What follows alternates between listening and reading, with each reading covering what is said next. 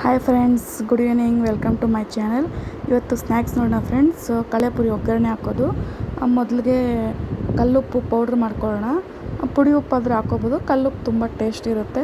ಮತ್ತು ಒಣಮೆಣ್ಸಿನ್ಕಾಯಿ ಫ್ರೆಂಡ್ಸ್, ಖಾರ ನೋಡ್ಕೊಂಡು ಈಗ 1 ಲೀಟ್ರು 2 ಲೀಟ್ರು ಖಾರ ನೋಡಿಕೊಂಡು ಒಣಮೆಣ್ಸಿನ್ಕಾಯಿ, ರೆಡ್ ಚಿಲ್ಲಿ ಉರಿಯೋದೇನೂ ಬೇಡ ಫ್ರೆಂಡ್ಸ್, ಹಂಗೆ ಲೈಟಾಗಿ ಕಚಪಚ ಪೌಡ್ರ್ ಮಾಡ್ಕೊಳ್ಳೋಣ. ಮತ್ತು ಬೆಳ್ಳುಳ್ಳಿ ಒಂದು ಹಿಡಿ, ಸಿಪ್ಪೆ ಅಂತ ತೆಗಿಯೋಷ್ಟಿಲ್ಲ, ಸಿಪ್ಪೆ ಇದ್ರೇ ತುಂಬ ಟೇಸ್ಟ್ ಇರುತ್ತೆ. ಬೆಳ್ಳುಳ್ಳಿನೂ ಕಚಪಚ ಸುಮ್ಮನೆ ಹಂಗೆ ಲೈಟಾಗಿ ಜಜ್ಕೋಬೇಕಷ್ಟೇ. ಜಜ್ಕೊಂಬಿಟ್ಟು ಎಲ್ಲ ಕಡಲೆಪುಡಿ ಸ್ವಲ್ಪ ಬಿಸಿಲಲ್ಲಿ ಒಣಗಿಸಿದ್ರೆ ಚೆನ್ನಾಗಿರುತ್ತೆ. ಫಸ್ಟ್ ಎಣ್ಣೆ ಹಾಕ್ಬಿಟ್ಟು ಕಡಲೆಬೀಜ, ಮೊದಲಿಗೆ ಕಡಲೆಬೀಜನೇ ಫ್ರೈ ಮಾಡ್ಕೋಬೇಕು. ಕೆಲವರು ಜೊತೆ ಕಡಲೆ ಪಪ್ಪು ಹಾಕ್ತಾರೆ. ಕಡಲೆಬೀಜ ಫ್ರೈ ಮಾಡಿಕೊಂಡು ಎಣ್ಣೆಯಲ್ಲಿ ಸೈಡಿಗೆ ತೆಗೆದಿಟ್ಕೋಬೇಕು. ಅದೇ ಎಣ್ಣೆಗೆ ಸಾಸಿವೆ, ಕರಿಬೇವು ಸೊಪ್ಪು, ಬೆಳ್ಳುಳ್ಳಿ ಹಾಕ್ಬಿಟ್ಟು ಚೆನ್ನಾಗಿ ಫ್ರೈ ಮಾಡಿ, ಜಜ್ಜಿರೋ ಒಣಮೆಣ್ಸಿನ್ಕಾಯಿ, ಅರಿಶಿನ ಪುಡಿ, ಸಾಲ್ಟು, ಕಡಲೆಪುರಿ ಹಾಕ್ಬಿಟ್ಟು ಚೆನ್ನಾಗಿ ಮಿಕ್ಸ್ ಮಾಡಿಬಿಡೋದು ಫ್ರೆಂಡ್ಸ್.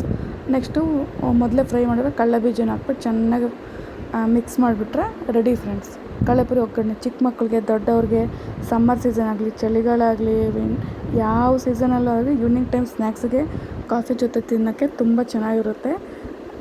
ನೀವು ಮೆತ್ತಕ್ಕಾದ್ರೂ ಮತ್ತು ಬಾಣಲೆಯಲ್ಲಿ ಬಿಸಿ ಮಾಡ್ಕೊಂಡು ತಿನ್ಬೋದು.